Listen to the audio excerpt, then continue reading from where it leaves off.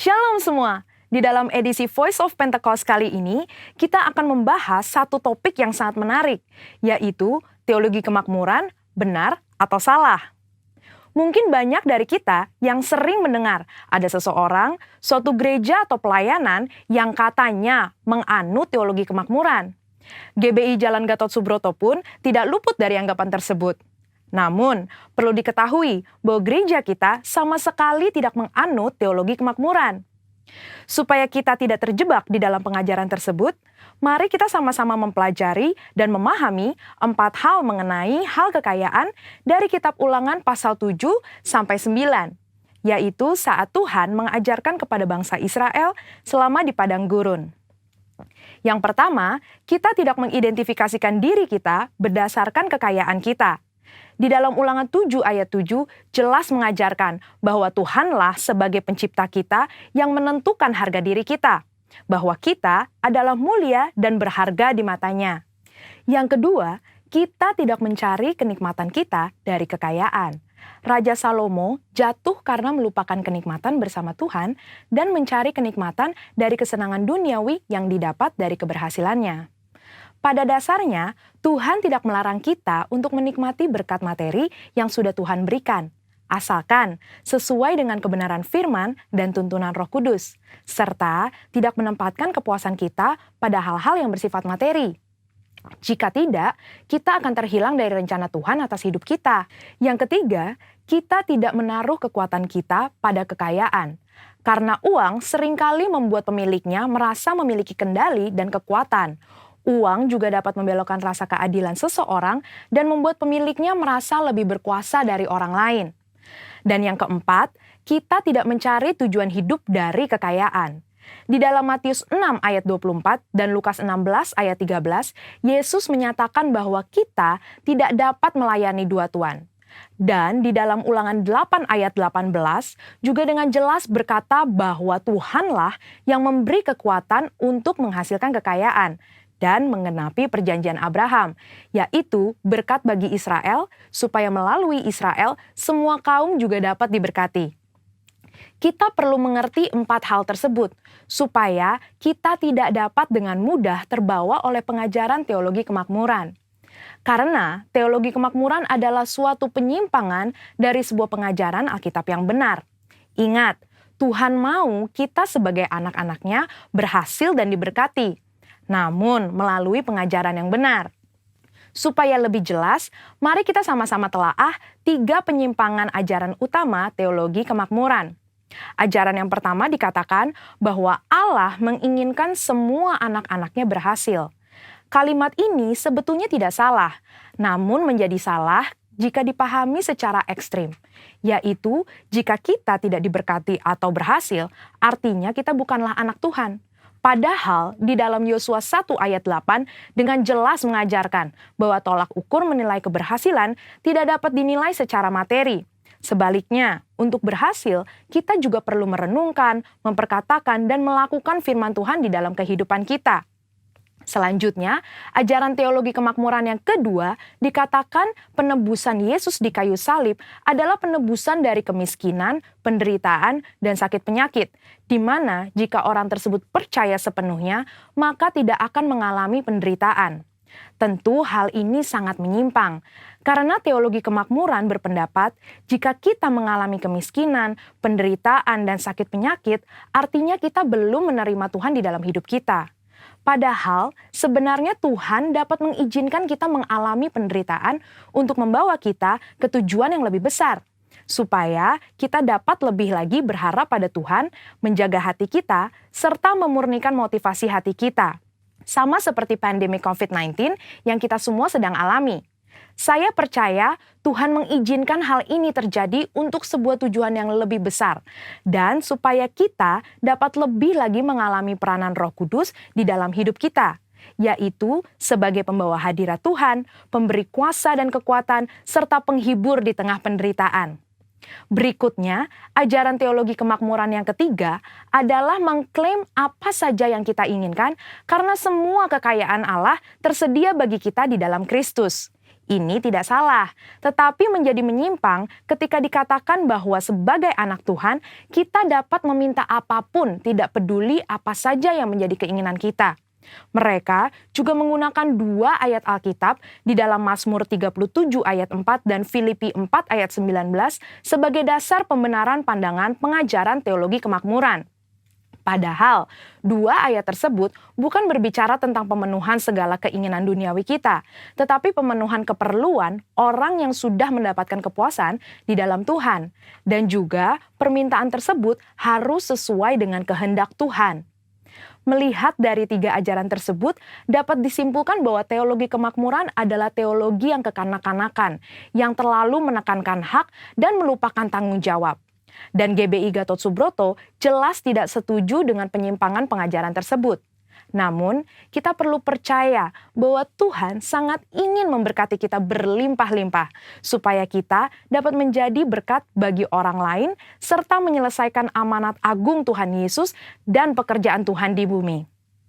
Saudara-saudara, untuk penjelasan lebih lengkapnya dari tim teologi kami, jangan lupa buka link yang ada di atas atau scan barcode yang tersedia.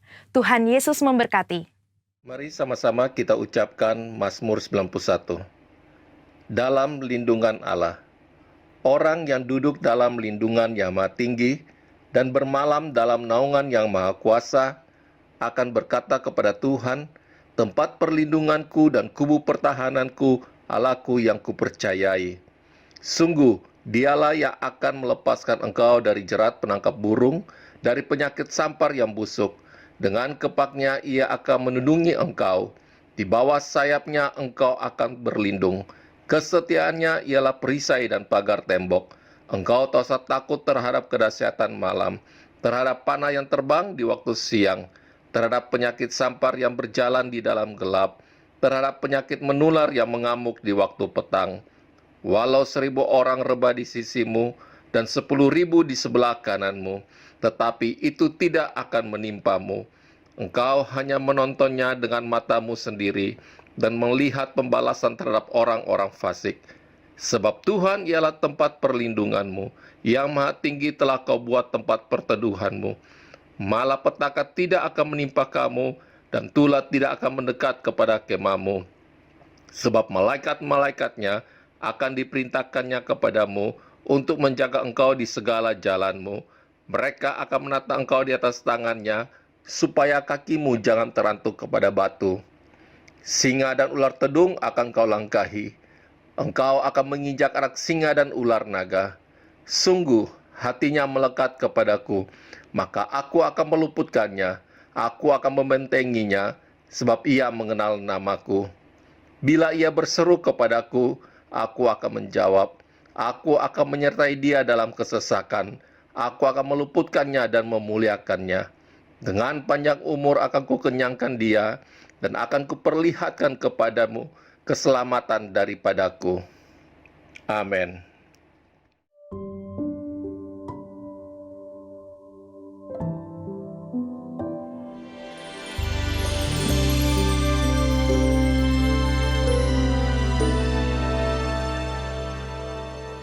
Satu hal yang ku rindu,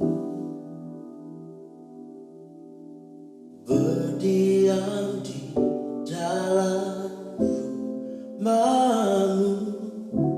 Satu hal yang ku pinta, menikmati baik-Mu Tuhan. Lebih baik satu hari di belakang-Mu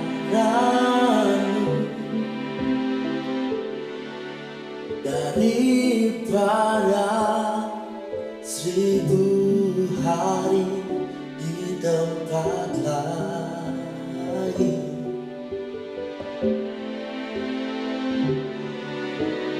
Memuji-Mu, menyembah-Mu, Kau Allah yang hidup, dan menikmati sebuah kemurahan-Mu.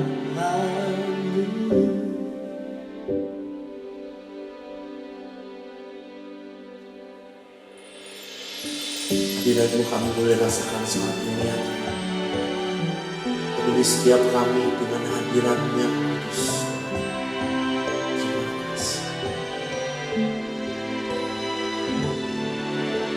Satu hal yang ku rindu, berdiam di dalam rumah-Mu. Satu hal yang ku minta, menikmati baik-Mu Tuhan. Lebih baik satu hari di belakang-Mu daripada 1000 hari di tempat lain.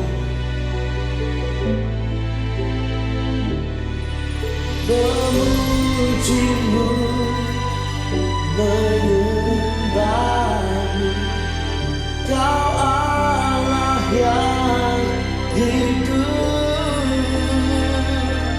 dan menikmati sebuah kemurahan-Mu.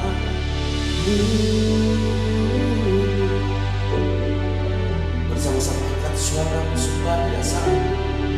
Engkau yang layak kami sembah di tempat ini. Engkau yang layak kami tinggikan di tempat ini. Oh God, we worship You Jesus, we worship You God. Kami sembah Kau Tuhan, kami agungkan Engkau. Kami tinggikan nama-Mu Yesus.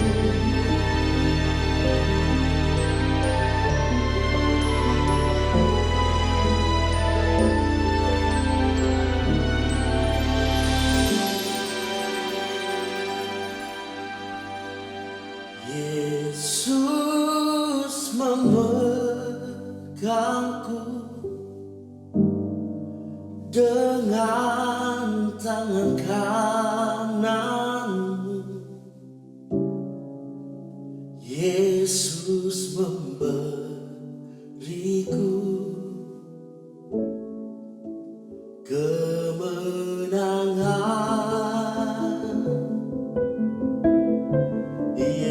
Yesus memegangku dengan tangan kanan-Mu. Yesus memberiku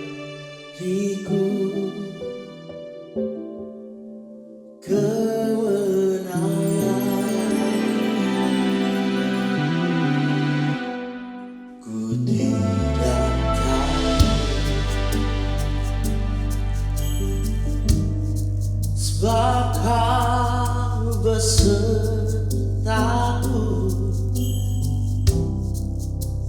Ku tidak bimbang sebab Engkau Allahku.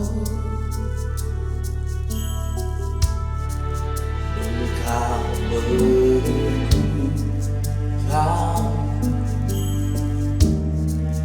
bahkan menolongku. Kau batu karangku, Yesus Tuhan. Yesus memegangku dengan tangan kanan-Mu. Yesus Yesus memberiku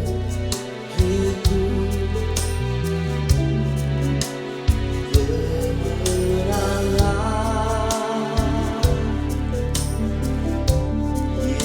Yesus memegangku dengan tangan kananmu. Yesus memberiku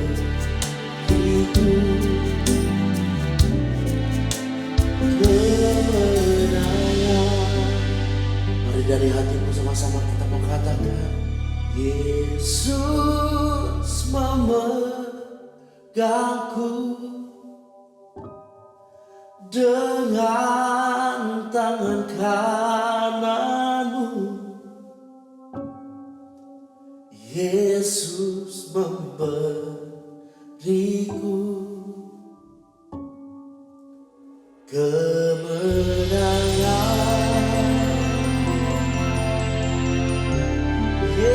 Yesus memegangku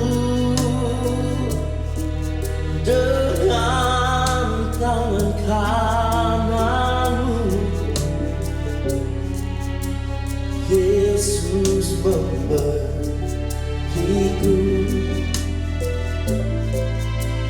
kemenangan. Sujud di altarnya, ku bawa hidupku, ku terima anugerahnya. Dia ampuniku dan bebaskanku. Dia ubah hidupku, baharui hatiku. Sesuatu terjadi saat datang di altarnya. Sujud di altarnya, ku bawa hidup, ku terima anugerahnya. Dia ampuniku dan bebaskanku. Dia ubah hidupku, baharui hatiku. Sesuatu terjadi saat datang di altarnya. Mari sekali lagi sama-sama angkat suara mengatakan, sujud di altarnya, ku bawa hidup, ku terima anugerahnya. Dia ampuniku dan bebaskanku. Dia ubah hidupku, baharui hatiku. Sesuatu terjadi, pemulihan terjadi, kesembuhan terjadi saat datang di altarnya.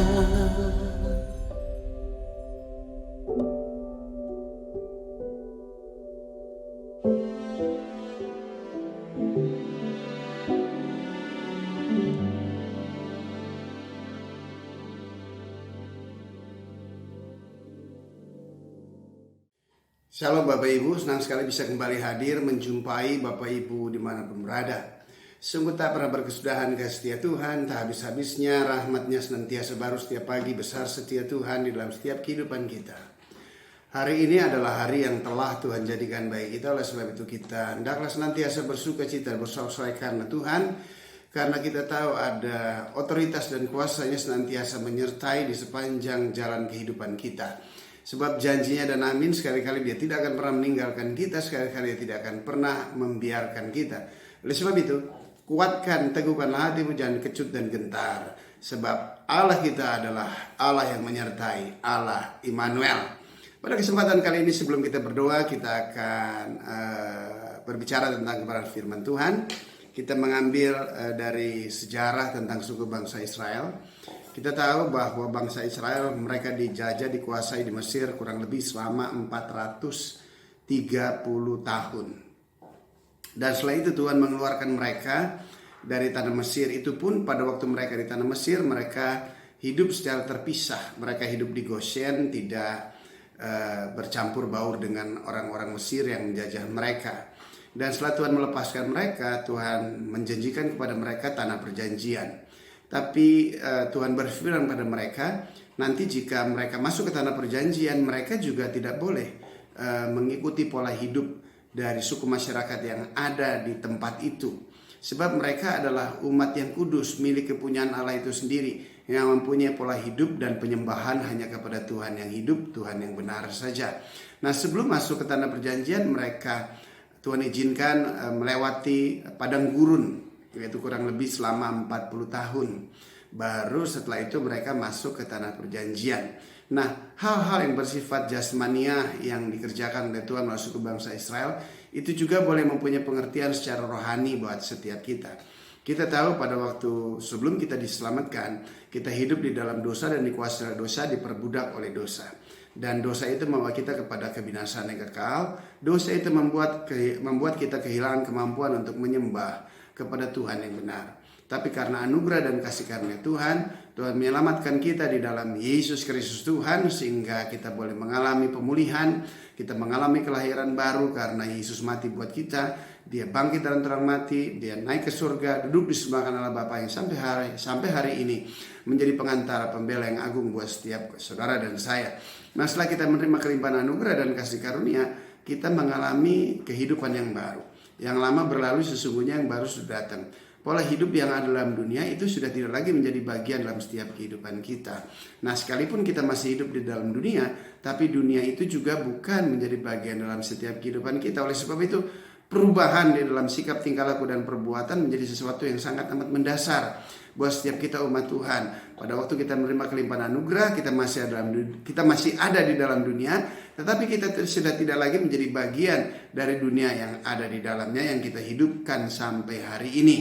Nah, Bapak Ibu yang saya kasih dan dikasih Tuhan, masalah berkat, masalah kelimpahan, orang-orang yang tidak perlu Tuhan, orang-orang yang tidak takut Tuhan, orang-orang yang merasa tidak perlu Tuhan, orang-orang yang tidak takut akan Tuhan, mereka bisa mengusahakannya dengan kekuatan kemampuan mereka sendiri, dan mereka bisa mendapatkan kesuksesan, keberhasilan, mereka boleh mendapatkan harta yang berkelimpahan. Saudara yang saya kasih, hal itu adalah sesuatu hal yang biasa. Sebab usaha dan upaya manusia di kolong langit ini tidak ada satupun yang tidak berhasil.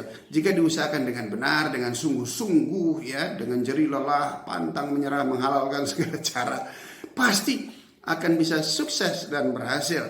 Tetapi hal ini tidak lagi menjadi bagian dalam setiap kehidupan kita.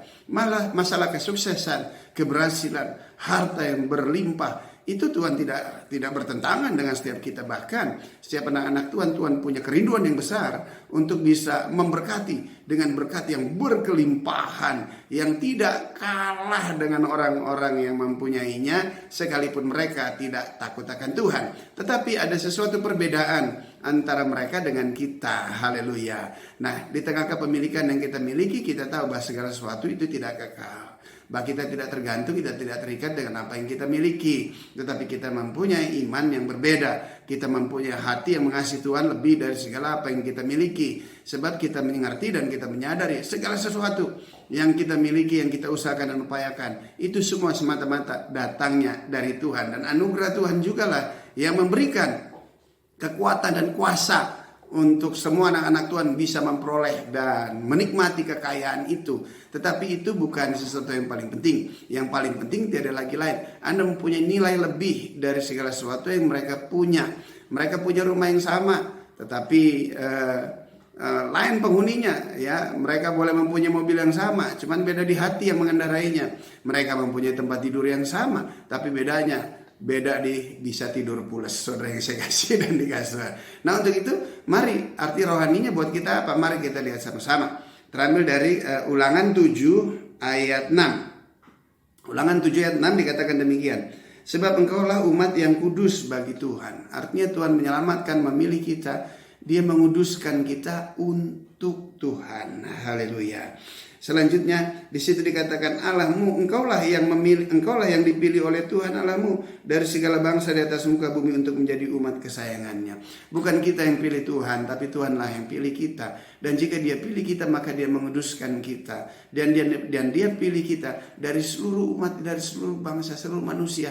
Dia tetapkan, Dia pilih kita. Tujuannya Dia pilih kita nggak ada lagi lain, Dia menyayangi kita. Tujuannya nggak ada lagi lain, Dia mengasihi setiap kita. Oleh sebab itu inilah yang Tuhan kehendaki. Kalau Dia pilih kita, bukan kita pilih Dia. Untuk menjadi umat yang kudus, hiduplah di dalam kekudusan dan kesucian. Sebab tanpa kekudusan tidak mungkin manusia bisa melihat Tuhan. Dan Dia pilih tiada lagi lain. Bukan karena kriteria kita baik dan layak dipilih, tidak. Semata-mata hanya karena anugerah. Dan Dia pilih kita karena nggak ada lagi lain. Dia sayang dengan setiap kita.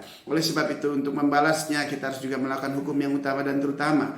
Kasih Tuhan Allahmu dengan segenap hatimu, dengan segenap jiwamu, dengan segenap kekuatanmu, segenap akal budimu. Dan kasihlah juga sesama manusia sebagaimana engkau mengasihi dirimu sendiri. Tetap pegang yakinan, percaya, bilang kepada dirimu bahwa engkau adalah umat pilihan Tuhan. Dia menguduskan untuk bagi Dia. Dan selebihnya lagi Dia sangat amat menyayangi dan mengasihi engkau lebih dari segalanya. Bukti Dia mengasihi engkau, Dia rela mati bagimu dan memberikan anugerah dan keselamatan serta mengubah hidupmu. Yang kedua ayat 9 di situ dikatakan, sebab itu haruslah kau ketahui bahwa Tuhan Allahmu Dialah Allah yang setia, yang memegang perjanjian dan kasih setia yang terhadap orang yang kasih kepadanya dan berpegang pada perintahnya sampai kepada beribu-ribu keturunan. Haleluya. Dan kita harus mengerti di dalam kasih dan sayangnya kepada kita juga harus mengerti dan kita harus mengetahui bahwa Dia adalah Allah yang setia. Kesetiaannya tidak tergantung dengan setiap kita, karena kesetiaan itu adalah diri Allah itu sendiri. Sekalipun kita tidak setia, Dia tetap setia. Oleh sebab itu hendaklah kita, jika menyembah kepada Allah yang setia, hendaklah kesetiaan kita senantiasa tetap kepada Dia. Dan di situ juga dikatakan, ya, tetap Dia memegang perjanjiannya, ya, memegang perjanjiannya dan kasih setianya terhadap orang-orang yang kasih kepadanya. Oleh sebab itu inilah yang paling penting. Bapak Ibu yang saya kasih dan dikasih Tuhan, seringkali kita memfeta komplain janji Tuhan di dalam setiap hidup kita. Tetapi kita hanya menuntut janji Tuhan, tapi kita tidak mempunyai kesetiaan kepada Dia. Bapak Ibu yang saya kasih dan dikasih, nggak ada lagi lain. Kesetiaan dan janji Tuhan itu pasti akan berjalan bersama. Sebab Tuhan itu setia, Tuhan itu berjanji. Maka yang menerima janjinya harus juga adalah pribadi yang setia serta mempercayai janjinya. Maka kesetiaan dan janjinya menjadi bagian di dalam setiap kehidupan kita yang mengasihi Dia. Bukan hanya sekedar itu. Di situ dikatakan sampai kepada beribu-ribu keturunan, saudara. Sampai beribu-ribu keturunan artinya kesetiaan Tuhan untuk membalas kesetiaan kita bukan hanya sekedar pada waktu di zaman kita, tetapi kepada generasi keturunan lepas keturunan di bawah kita pun mereka janji Tuhan itu tetap ya dan amin. Sebab perintahnya yaitu firman-Nya yang merupakan Dia itu sendiri tidak akan pernah mengalami perubahan. Dia tidak pernah berubah kemarin, hari ini, sampai selama-lamanya. Oleh sebab itu kita harus setia, kita mengasihi Tuhan dengan segenap kekuatan kita. Serta kita percaya atas setiap perintahnya. Perintahnya itu adalah firman-Nya. Oleh sebab itu hiduplah di dalam firman-Nya. Jika perintah nggak bisa ditawar, jika perintah harus dilaksanakan, harus dilakukan. Maka saya yakin dan percaya firman yang gak akan pernah berubah kemarin, hari ini, sampai selama-lamanya. Yang dia kerjakan secara jasmani kepada suku bangsa Israel, dia juga bisa mengerjakannya secara rohani bagi setiap kita di dalam Yesus Kristus Tuhan. Janjinya kepada orang yang senantiasa berpegang kepada perintah dan firman-Nya, yang senantiasa setia mengasihi Tuhan lebih dari segalanya. Ini adalah janji berkat-Nya. Ayat 14 di situ dikatakan, ayat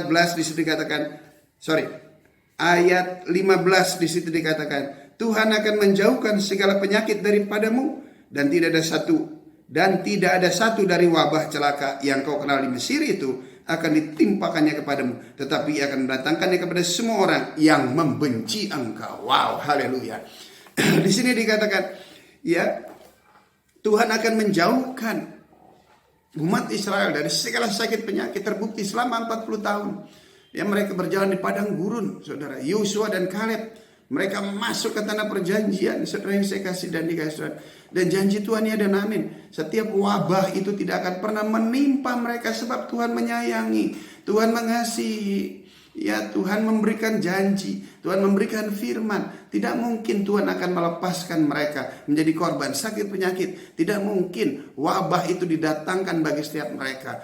Nggak akan pernah mungkin itu terjadi buat setiap orang-orang yang mencintai dan mengasihi Tuhan. Nah, oleh sebab itu Bapak Ibu yang saya kasih dan dikasih Tuhan, janji Tuhan ya dan amin bagi setiap kita yang mengasihi Tuhan, bahwa Dia akan menjaga kita dari segala sakit penyakit, dan Dia tidak akan menimpahkan kita dari wabah yang menimpa orang Mesir.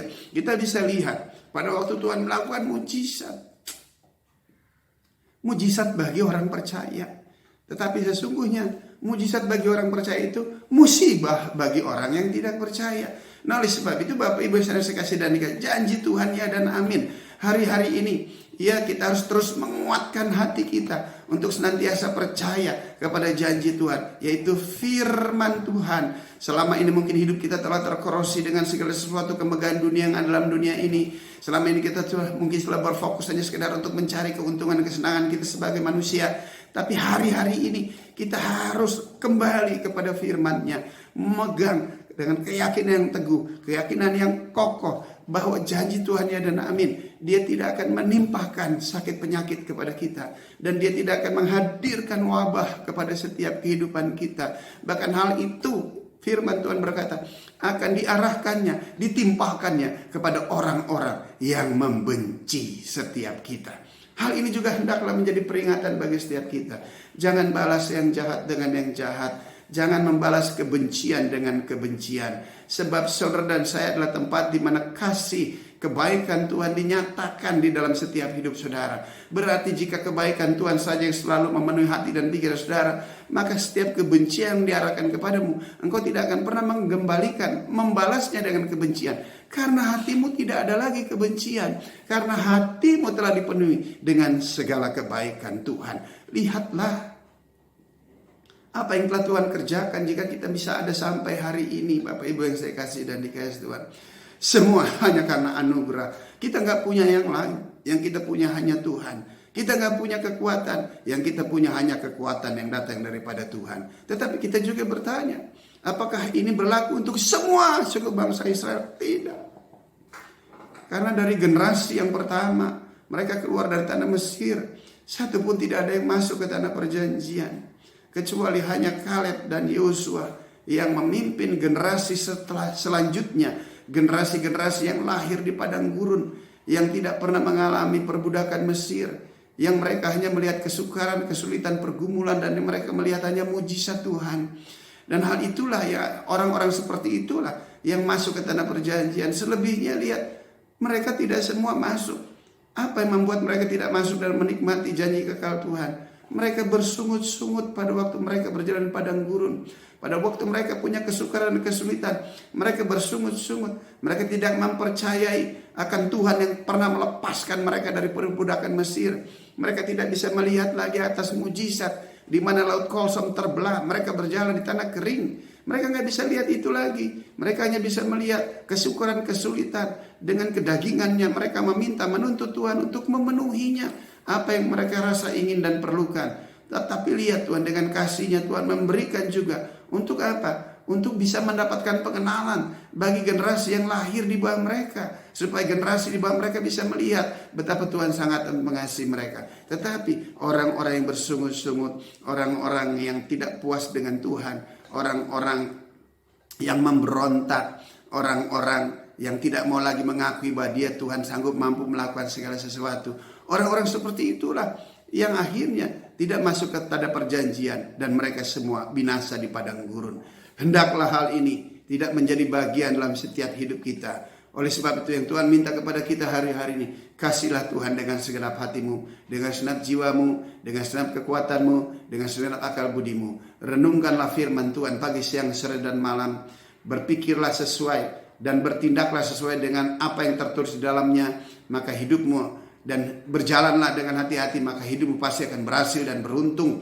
Di tengah kondisi keadaan seperti ini, yakin dan percaya bagi Tuhan tidak ada perkara yang mustahil. Dia sanggup mampu memberikan pertolongan bagi setiap pribadi yang mengasihi serta percaya atas janji. Sebab janji Tuhan adalah setia. Dia yang berfirman, maka dia juga lah akan mengerjakannya. Dia yang mengucapkannya, maka dia juga lah akan menggenapinya. Oleh sebab itu Bapak Ibu yang saya kasih dan dikasih Tuhan, mari belum terlambat, berbaliklah kepada Tuhan untuk senantiasa mengasihi Dia dengan segenap hati. Hilangkan dahulu segala kemegahan yang ada di dalam dunia.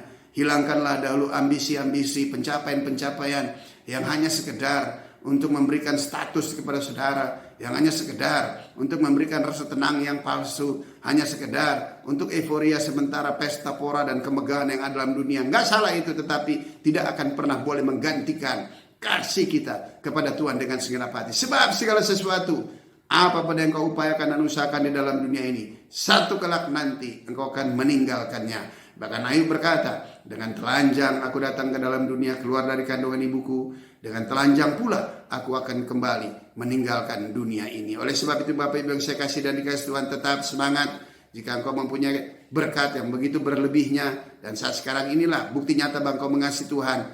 Lihat saudara-saudaramu yang ada sekelilingmu, dan lihat orang-orang yang ada sekelilingmu. Jika mempunyai lebih, berikanlah kepada setiap mereka, yang merupakan manifestasimu mengasihi Tuhan lebih dari segalanya. Sebab lebih diberkati memberi daripada menerima. Dan yakinan percaya, jika saudara memberi bukan sekedar untuk memberikan kemudahan bagi orang-orang yang susah, tidak, tetapi hanya agar boleh terjadi keseimbangan. Ya, Anda dilengkapi dengan kekurangan mereka, mereka dilengkapi dengan kelebihan kamu. Pada waktu kamu memberi, kamu diberkati Tuhan. Pada waktu mereka menerima pemberiannya, mereka mengucap syukur kepada Tuhan. Oleh sebab itu Bapak Ibu yang saya kasih dan dikasih Tuhan, kasihlah Tuhan dengan segenap hatimu. Sayangi Dia melebihi dari segala sesuatu. Bahkan sayangi Dia lebih dari hidupmu. Sebab Dialah yang empunya kehidupan, yang membutuhkan kesembuhan. Jangan pernah patah hati, jangan pernah patah semangat. Berbalik kepada Tuhan. Dia sanggup mampu memberikan kesembuhan buat setiap pribadi lepas pribadi. Sebab bagi Tuhan tidak ada perkara yang mustahil. Tuhan sedang berperkara dengan setiap hati kita. Kelemahan boleh ada, tetapi kekuatan menjadi bagian dalam setiap hidup kita. Dengan panjang umur akan kukenyangkan engkau, agar anugerah dan keselamatan yang dari Tuhan boleh engkau rasakan kebaikan Tuhan dan disaksikan, dan nama Tuhan dipermuliakan. Mari kita berdoa. Bapa di surga, dalam nama Yesus, terima kasih untuk kasih sayang Tuhan bagi setiap kami. Engkau memilih kami, Engkau menguduskan kami, Engkau menjadi umat kesayangan-Mu, Engkau menjadikan kami satu pribadi yang dikasih Tuhan. Dan ampuni kami Tuhan jika kami tidak mengasihi Engkau lebih dari segalanya. Dan mampukan kami Tuhan untuk mengasihi Engkau lebih dari segalanya. Sebab Engkau adalah pribadi yang setia, dan Engkau juga akan menepati, Engkau juga akan menggenapi janji-Mu Tuhan kepada setiap orang-orang mengasihi Engkau dengan setia. Ajar kami Tuhan untuk senantiasa setia kepada Tuhan di dalam nama Yesus. Kami yakin dan percaya Tuhan sanggup mampu menjaga kami dari segala sakit penyakit, dan Engkau menghalaukan wabah dari hidup kami di dalam nama Yesus. Jika ada kebencian, dendam, kekecewaan, akar kepahitan, roh tidak bisa mengampuni, kegeraman, kemarahan, roh pemecah, roh percideraan, roh pemberontakan, kami berdoa dalam nama Yesus Tuhan. Kami cabut kuasanya dalam nama Yesus. lepas dari setiap kehidupan kami, bahkan dari seluruh anak-anak Tuhan. Setan, iblis, dan segala roh jahat, intimidasi, manipulasi, dominasi, sihir, teluh, pelet, mantra, setiap bentuk guna-guna dipatahkan dalam nama Yesus. Roh maut sekalipun dipatahkan di dalam nama Yesus Kristus Tuhan. Terima kasih Bapa di surga. Segala hormat, pujian, syukur, kemuliaan kami kembalikan kepadamu. Berikan kekuatan bagi yang lemah, teguhkan yang bimbang di dalam nama Yesus Tuhan. Buka berkat-Mu bagi setiap pribadi Tuhan yang mengandalkan Engkau di dalam nama Yesus. Turunlah damai sejahtera Allah yang melampaui segala akal, menguasai hati dan pikiran jemaat dan umat-Mu. Dan hamba berdoa setiap usaha dan pekerjaan umat Tuhan, Tuhan bubuhi dengan kuasa, berkati apapun yang mereka kerjakan dijadikan berhasil. Terima kasih Bapa di surga. Segala hormat, pujian, syukur, kemuliaan kami kembalikan kepadamu.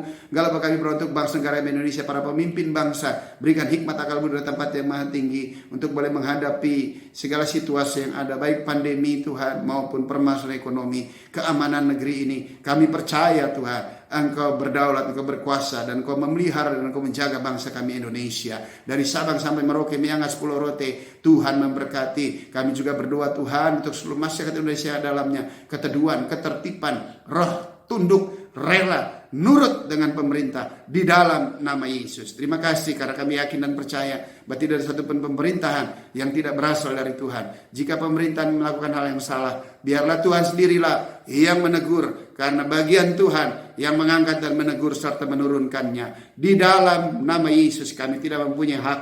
Kami terus berdoa selama pemerintah masih memimpin. Kami berdoa di dalam nama Yesus. Tangan kasih dan kuasa otoritas Tuhan ada di atas setiap mereka. Terima kasih Bapa. Di dalam nama Yesus kami berdoa mengucap syukur. Hamba memintakan ya Tuhan, berkat kasih sayang-Mu atas umat-Mu, berkat kesetiaan-Mu atas umat-Mu, berkat janji-janji-Mu untuk setiap kami yang hidup dengan janji-Mu. Hamba berdoa Tuhan, mintakan berkat kesembuhan-Mu Tuhan dalam nama Yesus. Hamba berdoa Tuhan, halaukanlah wabah ini ya Tuhan dalam nama Yesus. Terima kasih Bapa di surga. Terpuji-pujilah nama-Mu dari seluruh jemaat dan umat Tuhan. Di dalam nama Yesus. Di dalam nama Yesus. Di dalam nama Yesus kami berdoa dan mengucap syukur. Haleluya. Puji Tuhan. Amin. Tuhan Yesus memberkati dan tetaplah semangat. Amin. Bapak, kami bersyukur untuk siang hari ini lewat firman-Mu yang sudah kami dengar. Tuhan berkati firman-Mu ini Tuhan, menjadi kekuatan buat kami masuk 2021 berjalan bersama dengan Tuhan. Berkati hamba-Mu yang sudah menyampaikan firman, urapi ya Tuhan keluarga dan pelayanannya dimanapun hamba ini berada. Terima kasih Tuhan Yesus. Kami juga mau berdoa untuk bangsa kami Indonesia. Kami percaya Tuhan Indonesia sejahtera lewat pemimpin kami Tuhan dan semua jajarannya ada. Berikan hikmat ya Tuhan. Biar apapun yang diputuskan oleh bangsa ini Tuhan yang terbaik buat rakyatnya. Terima kasih Bapak. Hamba berdoa juga buat pemimpin rohani kami, Bapak Insinyur Niko Noto Raharjo beserta wakil-wakilnya. Tuhan berkati dengan kesehatan dan hikmat yang dari Tuhan. Terima kasih ya Bapak. Kami bersyukur juga Tuhan, kami berdoa buat jemaat GBI Wow dimanapun berada. Engkau yang tahu apa yang menjadi kebutuhan mereka. Engkau yang menolong, Engkau yang membukakan jalan, Engkau yang memberi kesembuhan dan kesehatan. Terima kasih Bapak. Begitu juga untuk pengerja GBI Wow ya Tuhan juga memberkati. Kami percaya kami semua Tuhan ada dalam lindungan Tuhan yang maha tinggi. Mazmur 91 jadi bagian kami. Kami percaya kami sudah menerima semua yang terbaik dari Tuhan. Di dalam nama Tuhan Yesus kami berdoa, kami mengucap syukur. Haleluya. Amin. Shalom semuanya. Baru saja kita sudah mendengarkan firman Tuhan yang disampaikan oleh Pendeta J.K. Mailoor. Dan saya percaya firman itu begitu memberkati kita semuanya. Dan kita juga percaya bahwa firman itu tidak akan kembali dengan sia-sia.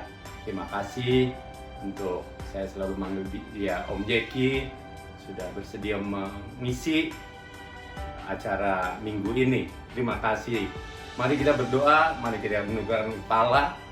Bapak dalam surga, terima kasih untuk hari ini, minggu ini yang begitu memberkati kami, firman yang begitu menguatkan kami Tuhan. Kiranya Engkau terus menyertai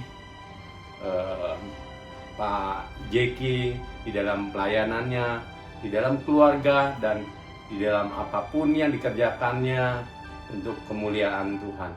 Juga hamba berdoa untuk semua jemaat yang selalu setia, khususnya GBI Wow yang selalu mendengarkan dan mengikuti acara online ini. Engkau terus memberkati keluarga, lepas keluarga, tutup bungkus mereka dengan kuasa darah-Mu yang kudus, jauhkan dari segala sakit penyakit, khususnya COVID, Corona, juga apapun bentuknya penyakit, kami percaya, kami tolak di dalam nama Tuhan Yesus. Mazmur 91 digenapi atas kehidupan kita semuanya. Terima kasih Tuhan, tiba saatnya kami rindu untuk menerima berkat daripada Engkau. Mari kita mengangkat tangan kita, arahkan hati dan pikiran kita untuk menerima berkat dari Tuhan. Damai, sejahtera, sukacita dari Allah Bapa, kasih karunia dari Anak-Nya yang tunggal Tuhan Yesus Kristus, penyertaan yang manis dari Roh Kudus menyertai kita sekarang sampai selama-lamanya.